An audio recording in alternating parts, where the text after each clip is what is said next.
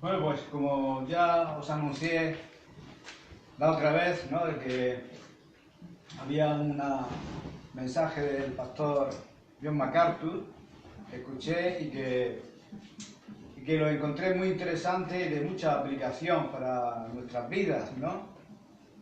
Y decidí traducirlo y ya compartí que lo iba a hacer hoy. Y se encuentra la lectura en Mateo, en el capítulo 28, a partir del versículo 16.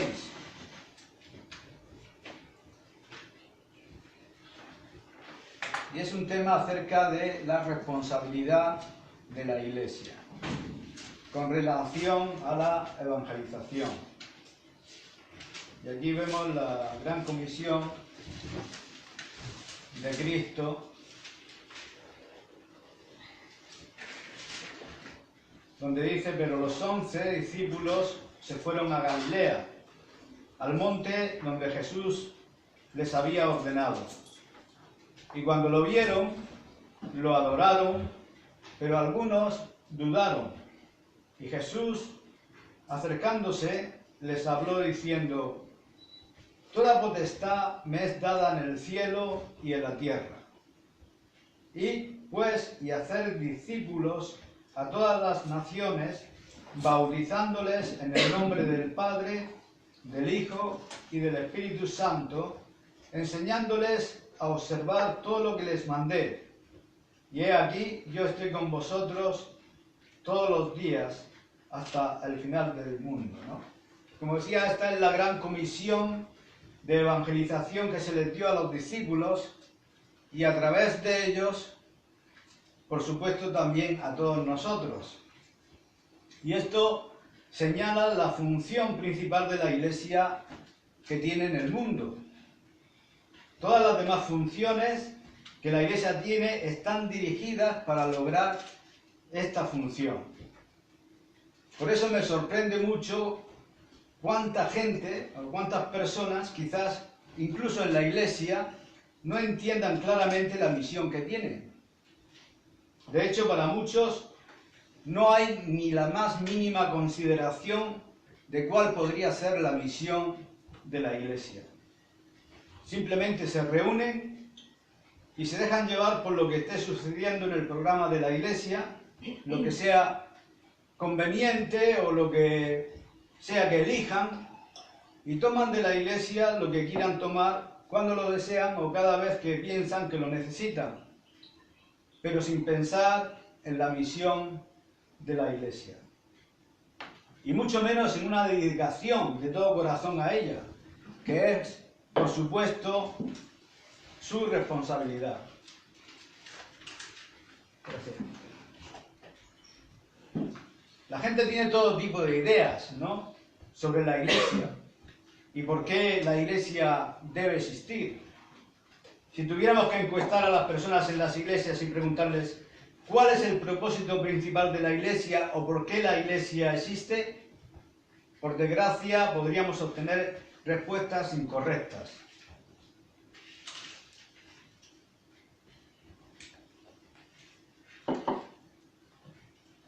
La gente comienza iglesias por todo tipo de razones, pero pasan por alto el punto bíblico.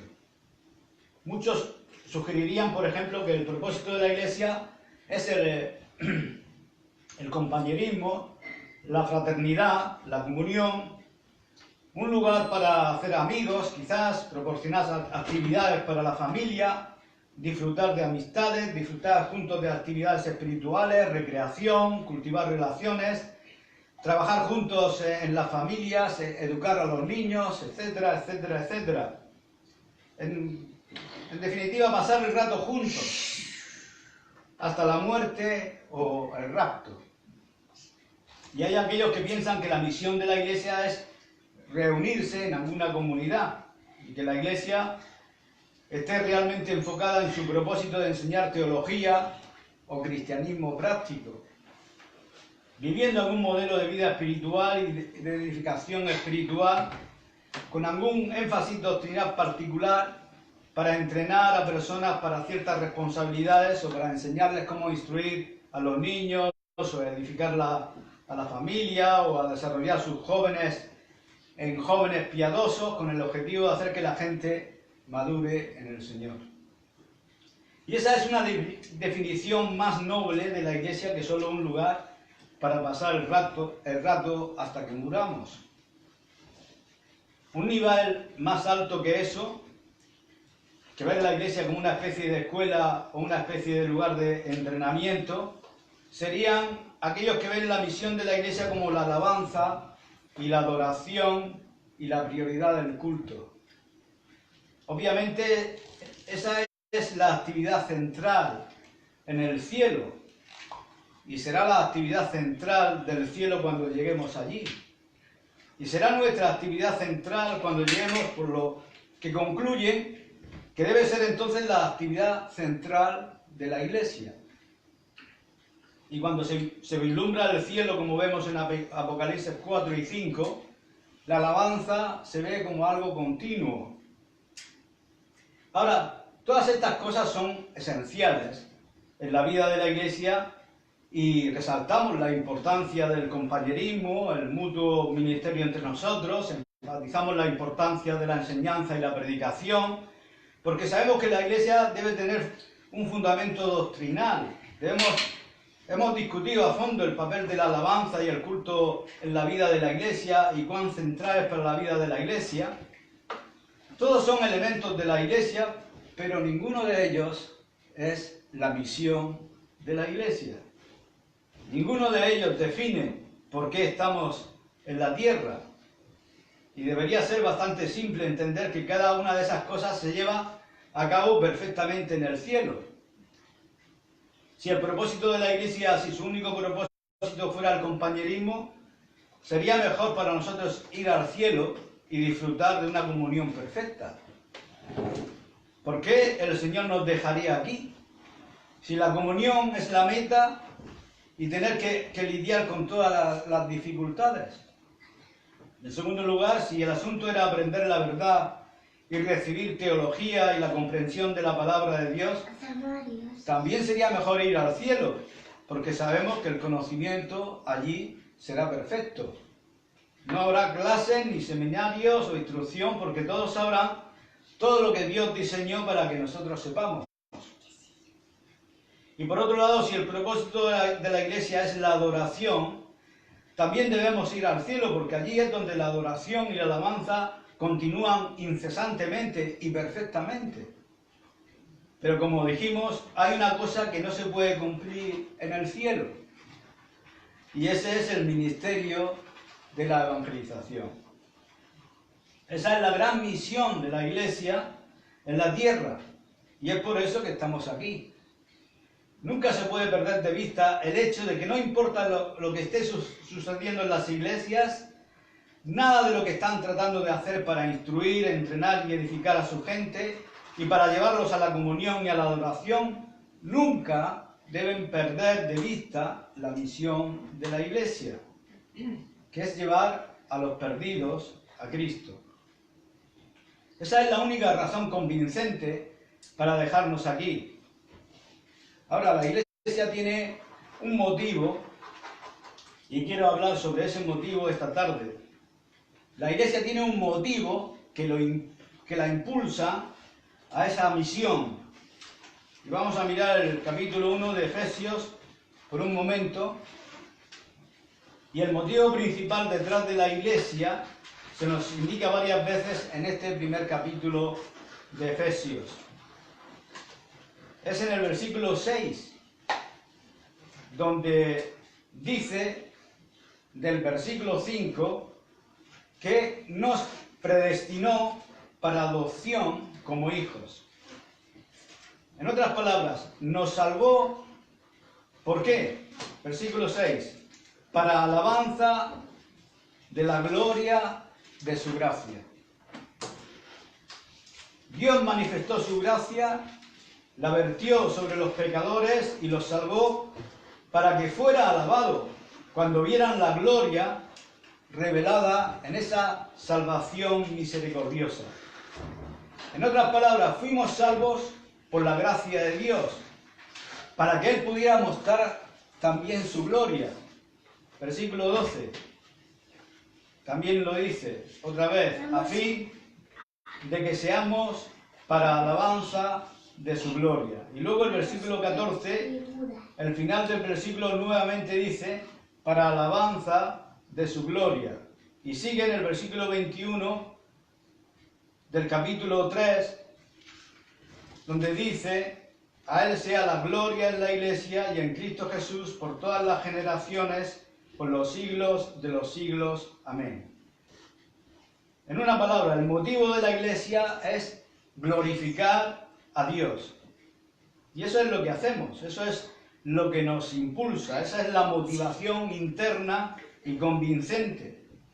En Romanos 11:36 dice, porque de Él y por Él y para Él son todas las cosas.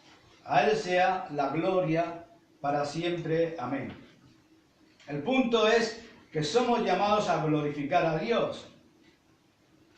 Todo lo que hacemos, ya sea que comamos o bebamos, lo hacemos para la gloria de Dios. Ahora bien, ¿cuál es esa misión? ¿Cuál es la empresa que más cumple con ese motivo? Esa es la pregunta. ¿Qué es lo que más glorifica a Dios? Y la respuesta es esa manifestación de su gracia cuando salva a un pecador. Aleluya.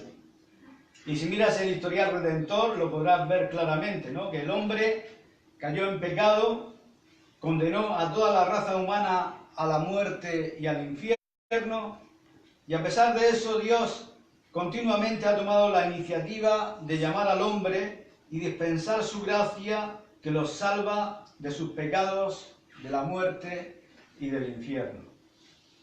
Desde el momento en que buscó a Adán en el huerto, cuando dijo, Adán, ¿dónde estás? Hasta la última invitación de Apocalipsis, donde dice que el espíritu y la esposa dicen, ven y toma el agua de la vida, Dios ha estado buscando desde el Génesis hasta el Apocalipsis a los pecadores. Cuando Dios se encarnó en este mundo, dijo, el Hijo del Hombre ha venido a buscar y a salvar lo que se había perdido. Y como recordamos de 2 Corintios 5:19, Él nos ha dado el ministerio de la reconciliación. Nos ha dado la palabra de la reconciliación. Nos ha identificado como embajadores por medio de los cuales reconcilia al mundo consigo mismo. Dios entonces es un Dios que busca. Él envió a su Hijo al mundo para hacer la propiciación de nuestros pecados. No solo por los nuestros, sino por los pecados de toda la humanidad. Y esa es la gran empresa que le da a Dios la mayor gloria. Dios no quiere que ninguno perezca, sino que todos procedan al arrepentimiento, dijo Pedro. Pablo le escribió a Timoteo y le dijo, el cual quiere que todos los hombres sean salvos y vengan al conocimiento de la verdad. Porque de tal manera amó Dios al mundo, que dio a su Hijo unigénito, para que todo aquel que en Él cree no se pierda, sino que tenga vida eterna, dijo Juan. Esa es la gran empresa redentora que explica la historia humana. La persona entonces que glorificaría a Dios, honraría su deseo, exaltaría sus propósitos, cumpliría sus objetivos, sería la persona que ama al mundo perdido y da su vida por el bien de llevar a otros a la salvación. Esa es la gran empresa divina que se desarrolla en la historia humana. Y Dios lo ha hecho posible a través de la obra de Jesucristo. De hecho, Dios ha manifestado su gloria exhibiendo a Cristo. En 2 Corintios 4:6 dice, porque Dios, que mandó de las tinieblas resplandeciese la luz, es el que resplandeció en nuestros corazones para iluminación del conocimiento de la gloria de Dios en la faz de Jesucristo. Así que la gloria de Dios está en Cristo, se manifiesta en Cristo y luego Cristo viene a morar en nosotros y la gloria brilla desde la oscuridad al brillar en nuestros corazones. La gloria de Dios en Cristo se convierte en la gloria de Cristo en nosotros y luego llevamos ese evangelio glorioso a alguien para que, de acuerdo con el versículo 4, vean la luz del evangelio de la gloria de Cristo, que es la imagen de Dios. Esta es la gran empresa redentora, la salvación de los perdidos. Eso fue lo que Dios propuso desde antes de la fundación del mundo, cuando predestinó a los pecadores para la salvación. En el Evangelio de Juan, de principio a fin, repetidas veces se ve la frecuencia con que Jesús dice en ese Evangelio que el Padre desde el principio había elegido a los suyos y luego de haberlos elegido desplegó el gran plan para llevarlos a la redención. Dios siendo glorificado entonces es el resultado final de los pecadores que se salvan. Y glorificamos a Dios cuando la gloria de Dios que brilla en la faz de Jesucristo, que mora en nosotros y brilla a través de nosotros a otros para que puedan ver la luz del Evangelio de la gloria de Cristo, que es la imagen de Dios.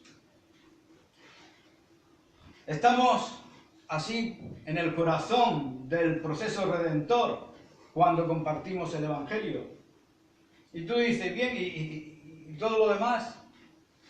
Pues todo lo demás es para fortalecernos y prepararnos para esta empresa singular.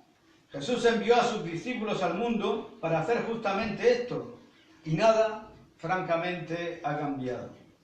El plan sigue siendo el mismo. En Juan 17:6 dice, he manifestado tu nombre a los hombres que del mundo me diste, tuyos eran y me los diste y han guardado tu palabra. Ahora han conocido que todas las cosas que me han dado proceden de ti, porque las palabras que me diste les he dado y ellos las recibieron y han conocido verdaderamente que salí de ti y han creído que tú me enviaste. Yo ruego por ellos, no ruego por el mundo, sino por los que me diste, porque tuyos son, y todo lo mío es tuyo, y lo tuyo mío, y he sido glorificado en ellos. Y lo que tienes aquí es la oración, es que Jesús está pasando el testigo, por así decir, de la evangelización, el ministerio o proclamación de la verdad a sus discípulos. Él dice, les manifesté tu nombre y ellos han guardado tu palabra. Las palabras que me diste, versículo 8, les he dado y continúan con esta gran empresa. En el versículo 14, yo les he dado tu palabra y el mundo los aborreció porque no son del mundo como tampoco yo soy del mundo. Y luego sigue bajando hasta el versículo 20, orando por el éxito de los discípulos a llevar a cabo el ministerio de la reconciliación, llevando la gloria de Dios a los pecadores para que puedan ser salvos. En una palabra, estamos aquí para este propósito evangelístico. Esta es la razón principal por la cual la Iglesia existe. El compañerismo es importante. Enseñar, alabar, todo es importante, pero no son la misión de la Iglesia. Una iglesia de compañerismo madura y que alabe y que manifieste el amor a Cristo, el uno por el otro, experimente el gozo del crecimiento espiritual y la emoción de la alabanza, tendrá un impacto evangelizador. La fraternidad, la enseñanza, la alabanza, el discipulado, todas las cosas de las que hemos hablado son solo preparación para la misión. Y la misión es la evangelización. Y es precisamente por eso que llegamos a este pasaje. Y puedes volver de nuevo a Mateo 28, porque cuando el Señor llega al final, puedes ver después de este pasaje que hay un espacio en tu Biblia y ese es el final de este Evangelio. Y de hecho, la gran comisión se encuentra en todos los evangelios sinópticos, ¿no? En el caso de Mateo, de Marcos y Lucas, incluso Juan en el capítulo 21 termina con los discípulos en particular. donde Pedro es comisionado para salir y enseñar y predicar y alimentar a sus ovejas y hacerlo en un mundo hostil que le quitará la vida.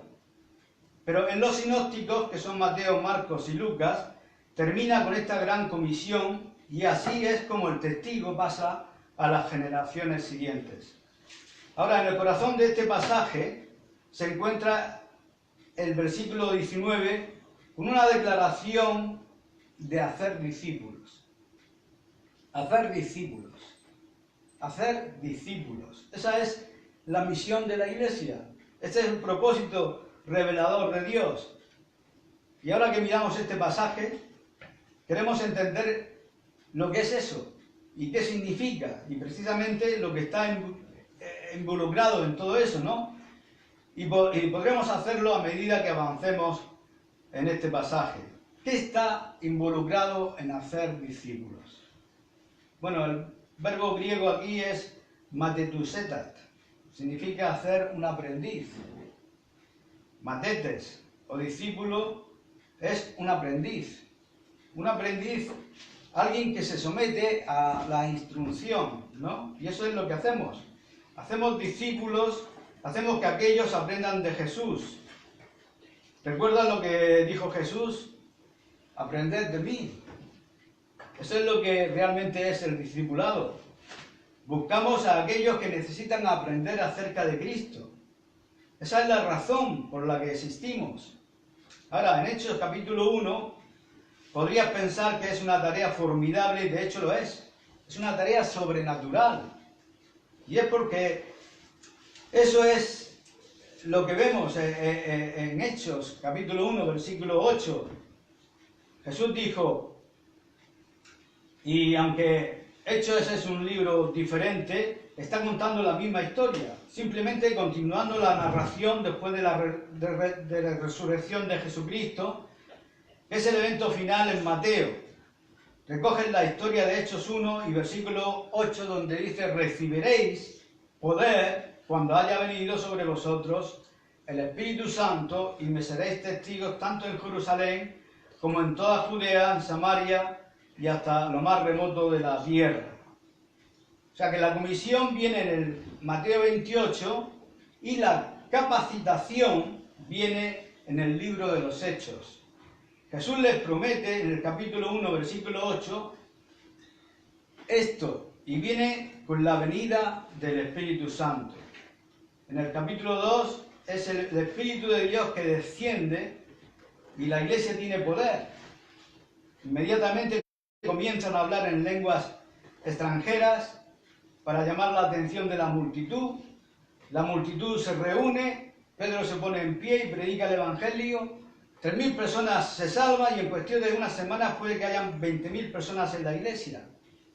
La iglesia estalla bajo el testimonio de los discípulos que están siguiendo la gran comisión en el poder del Espíritu Santo. Y tengo que recordarle algo a las personas que me dicen, queremos comenzar una iglesia. Realmente nosotros queremos comenzar una iglesia. Un joven vino y me dijo, ¿sabes que estoy realmente interesado en comenzar una iglesia? Y siempre respondo diciendo, bueno, ¿y por qué querrías comenzar una iglesia? Bueno, porque ya sabes, que realmente no estamos de acuerdo con la iglesia en este o ese lugar, o tenemos un punto de vista diferente en esto, en aquello, en lo otro, y realmente sentimos que queremos hacer nuestra propia iglesia. Y esa no es una razón para comenzar una iglesia. Esa es una razón para no comenzar una iglesia. Hay una sola razón para comenzar una iglesia en un área donde hay iglesias, y esa razón singular es porque hay personas a las que no se llega con el Evangelio. Esa es la misión de la iglesia. La iglesia no existe para hacer que la gente se sienta cómoda con sus peculiaridades y creencias personales. Existe una iglesia para que pueda llegar a los perdidos. Así, si hay una congregación de creyentes en un área determinada, únanse a esos creyentes si la doctrina es sana y sólida y continuar con la comisión. Cualquier otra razón para comenzar una iglesia no es cumplir una misión bíblica. vas a donde no se nombra a Cristo y tú ganas la gente para Jesucristo. Ese es el objetivo. Y eso está tan claramente indicado en las Escrituras. Estamos aquí para hacer discípulos. Si un joven, alguien que comienza en el ministerio, me dice, quiero comenzar una iglesia, lo que realmente debería estar diciendo es, quiero salir y evangelizar a las personas perdidas, traerlos juntos bajo el nombre de Jesucristo y establecer una congregación donde no haya una actualmente o no haya una fiel a la palabra de Dios y al Evangelio. Y esa es la cuestión. El objetivo es hacer discípulos. Es para ganar gente perdida para Jesucristo. Esa es la misión y pasión de la Iglesia.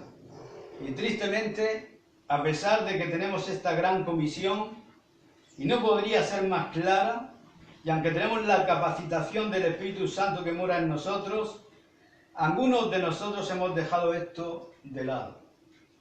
A nuestro alrededor hay tantas oportunidades para llegar al mundo perdido y vivimos en una ciudad que se pierde. No es la única, hay muchas.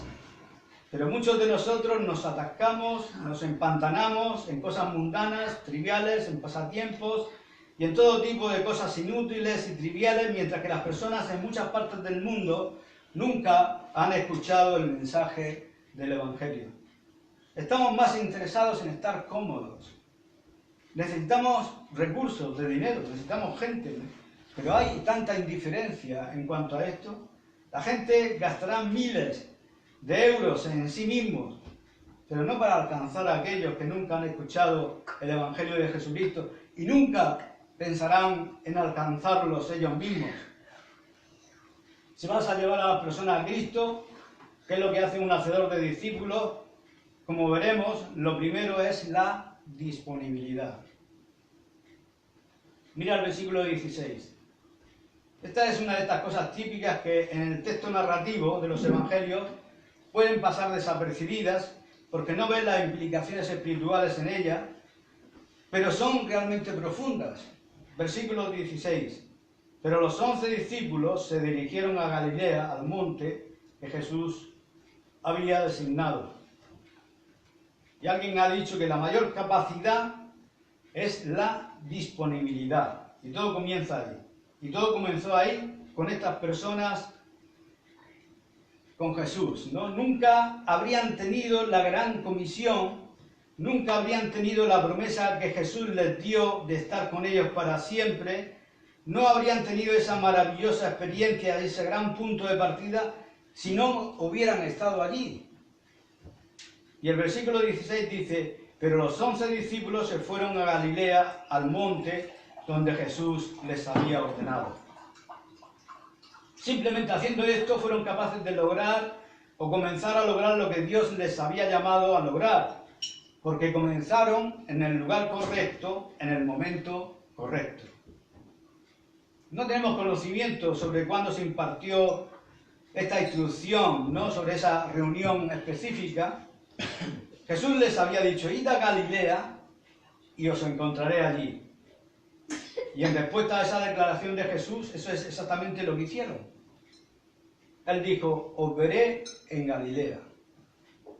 De hecho, en el capítulo 26 del versículo 32, él dijo, pero después que haya resucitado iré delante de vosotros a Galilea. Él les dijo que iría a Galilea. En el capítulo 28, creo que es en el versículo 7, donde dice, id pronto y decid a sus discípulos que ha resucitado de los muertos y aquí va delante de vosotros a Galilea. Allí le veréis. Y abajo en el versículo 10, no temáis, id, dad las nuevas a mis hermanos para que vayan a Galilea y allí me verán. No tenemos ningún conocimiento cuando se dio la instrucción específica sobre el lugar real y el tiempo real, pero él les había dicho, voy a Galilea y vosotros vais a ir a Galilea y allí nos vamos a reunir. Obviamente tenía que ser después de la resurrección.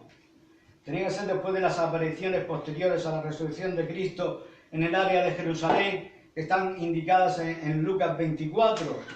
Tenía que ser después de la reunión 8 días después registrada en Juan 20:26. Tenía que ser después de la reunión con los 7 discípulos en Galilea registrados en Juan 21. ¿Recuerdas que se habían vuelto a pescar en lugar de esperar a Jesús? Y Jesús se les apareció mientras pescaban en la orilla. Y en Hechos 1:3 dice que él solo permaneció en la tierra después de su resurrección 40 días. Así que podemos estar seguros de que él fue a algún lugar después de los primeros 8 días. Después del tiempo de viaje a Galilea, no hay noción de tiempo para Jesús, él simplemente aparece, desaparece, apareció allí. Pero sí hay tiempo de viaje para los discípulos para ir allí. Tal vez una semana, tiempo para establecer su negocio de pesca e ir de nuevo.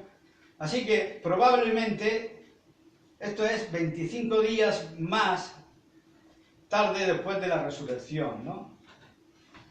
Y aún le dio tiempo en los 40 días para que regresara a Jerusalén para su reunión final con los discípulos en la ascensión del Monte de los Olivos.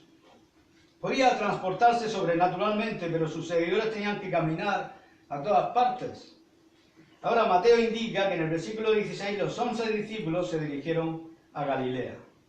Esto, por cierto, es una nueva designación.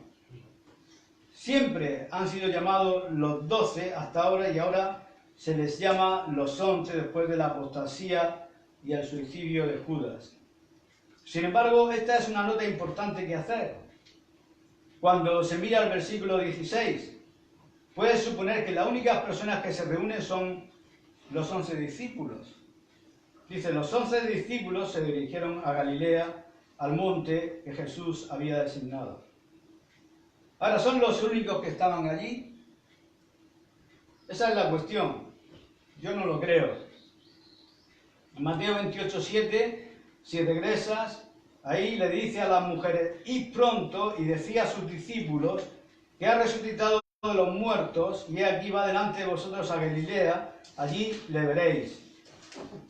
Entonces podemos agregar a las mujeres que estaban allí en la resurrección. Podemos agregarla a ese grupo. María Magdalena y la otra María, como recuerdas.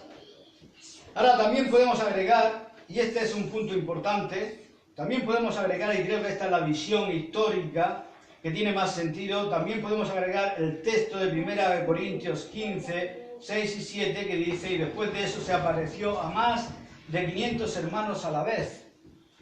Y eso es después de que fue sepultado, después de que fue levantado, después de que se apareció a Pedro, después de aparecerse a los 12, y así sería después de esos 8 días, y luego, por supuesto, fue a Galilea. Y después de eso se apareció a 500 hermanos al mismo tiempo, la mayoría de los cuales permanecen hasta ahora, y de ahí la escritura de 1 Corintios que dice, pero algunos de ellos habían muerto.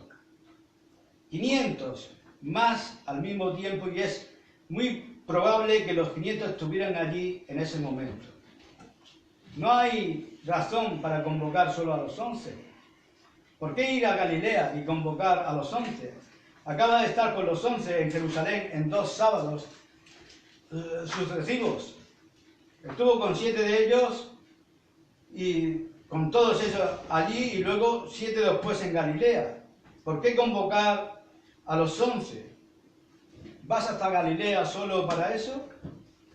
El mandamiento que él iba, creo, llegó a todos sus seguidores. Y todos fueron incluidos, el gran número de 500 más los demás.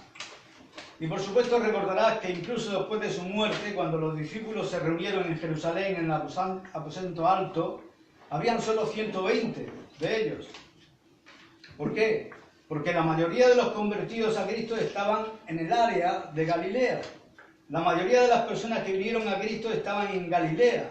Ahí es donde estaba la multitud más grande y ahí es donde podría hablar con el grupo más grande, y es por eso que creo que dijo, os veré en Galilea, y reunió a todos los creyentes de Galilea junto con los 11 y los trajo juntos, los más de 500, y les dio esa gran comisión.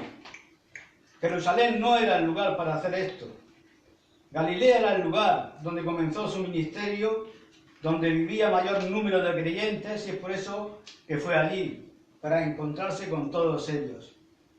Él bien pudo haber estado en el mismo monte donde se transfiguró, el monte de la gloria, y puede haber sido el monte donde dio el sermón del monte o alimentó a la multitud. No sabemos, pero era un área muy familiar. Y Galilea, por cierto, era un área muy pequeña, ciertamente familiar para Jesús, y tal vez se encontraron en un lugar muy familiar. Ahora, esto solo identifica para nosotros el punto inicial, que es de estar disponibles, de la disponibilidad. Ellos aparecieron para el entrenamiento. Y creo que ahí es donde todo comienza. Creo que el hecho de que seas parte de la iglesia, de que eres parte de una iglesia que entrena y prepara y enseña la palabra de Dios, cumples con los primeros criterios para ser eficaz. Estás aquí bajo la predicación de la verdad, estás escuchando la comisión para que entiendas el plan y entiendas la misión, y tu fidelidad te pone en el lugar de disponibilidad. Hay un segundo punto, vamos a hacerlo rápidamente, el versículo 17, y cuando lo vieron le adoraron, pero algunos dudaron.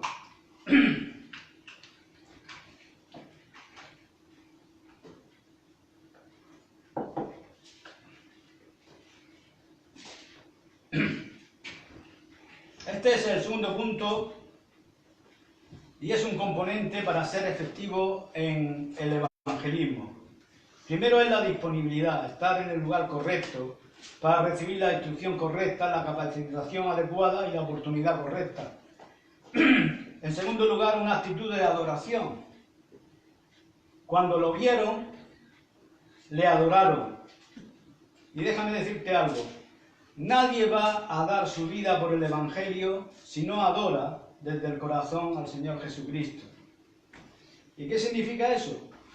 Que Él es más importante que cualquier otra persona, que Él es exaltado, que es Él quien debe ser levantado.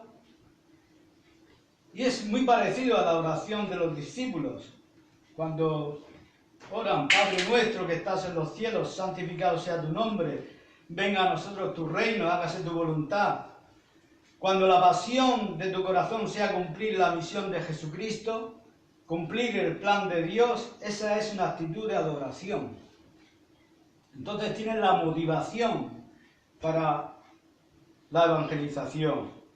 Comienza con la adoración, el homenaje. Cuando Cristo es más importante, con mucho gusto sacrificarás todo para los propósitos de su reino. Entendieron completamente que Jesús era Dios según Juan 20. Entendieron completamente que Él era el Mesías, el Hijo de Dios, que había venido al mundo para ser el Salvador, que había muerto y había resucitado. Ellos entendieron el Evangelio de adelante hacia atrás y sabían que era la empresa más grande del universo, y para la gloria de Dios y por su amor a Cristo y por su adoración a Él, se comprometieron en una actitud de adoración. Ahora, una pequeña nota aquí. Algunos dudaban. ¿Y por qué agrega el evangelista esto, no? De alguna manera esto puede parecer incluso desagradable a la luz de todo lo que estamos hablando. De alguna manera agrega un componente negativo. Bueno, antes de nada, esto nos habla de la honestidad y la transparencia de los escritores bíblicos. No están atrapados en algún esfuerzo humano para convencer a la gente de la resurrección mediante informes artificiales y más o menos selectivos. Era cierto que algunos dudaban, y así que eso es exactamente lo que el Espíritu Santo inspiró a Mateo a escribir. Ahora, ¿qué tipo de duda era esa? ¿Cómo podrían adorar con duda? Bueno, supongo que todos nosotros podríamos hacer eso, y tal vez tenerla a veces. ¿Qué tipo de duda era esa? Existe una duda perversa que elige rechazar toda evidencia y odiar la verdad. Pero no fue esa. Hay una duda tonta, que es demasiado débil y demasiado mundana para ver la verdad y vive en una niebla mental. Tampoco fue eso. Y existe lo que llamo duda virtuosa, que solo necesita más pruebas. Y pregunta, ¿por qué estas personas necesitaban más pruebas? Respuesta, algunos de los que estuvieron allí entre los 500 y que dudaron nunca habían visto al Cristo resucitado. Los discípulos lo habían visto, las mujeres lo habían visto, pero estos nunca lo habían visto. Y hay razones para creer que aún tenían dudas persistentes. Incluso el testimonio de los discípulos era tan difícil de creer porque la resurrección era algo difícil de creer. Esas dudas persistentes, sin duda, se alejaron con la llegada de Jesús. Aleluya. Porque en el versículo 17, ahí vemos que lo adoraron y donde dice algunos dudaron, pero en el versículo 18, entonces Jesús se acercó y les habló. Estoy seguro de que en ese momento desaparecieron todas sus dudas.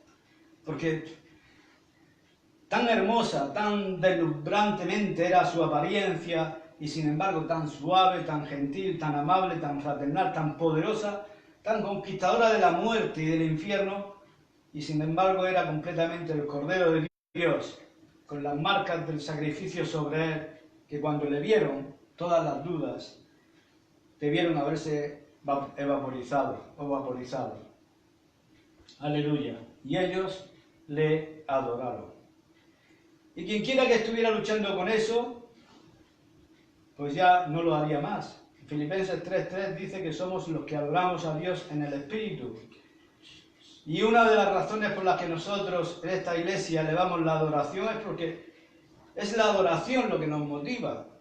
¿Qué es lo que nos impulsa a alguien a predicar y enseñar y a dar testimonio? Es el amor al Señor, o el amor del Señor. Es el honor de Dios, es la gloria de Cristo. No hay una agenda humana, la gente lo sacrifica todo. Sacrifica sus vidas en los campos misioneros del mundo. Sacrifica su orgullo y su consuelo en el evangelismo personal. Porque hay algo más grande que eso, y esa es su adoración al gran Rey y Salvador, el Señor Jesucristo. Adoramos a Dios en el Espíritu. No confiamos en la carne. Nos regocijamos en Cristo Jesús en la medida que estamos dispuestos a poner nuestros corazones en Él y ser consumidos con su gloria para dar testimonio de su evangelio sin dudarlo. Y si va a haber evangelismo en la iglesia, antes que nada las personas deben estar disponibles. Y deben estar en el lugar para escuchar la comisión y ser entrenados y preparados en cuanto a qué hacer. Y en segundo lugar, deben tener corazones de adoradores. Y les diría que si estáis luchando por ser fieles para dar testimonio a las personas acerca de Cristo, es un problema de adoración. No es un problema de metodología.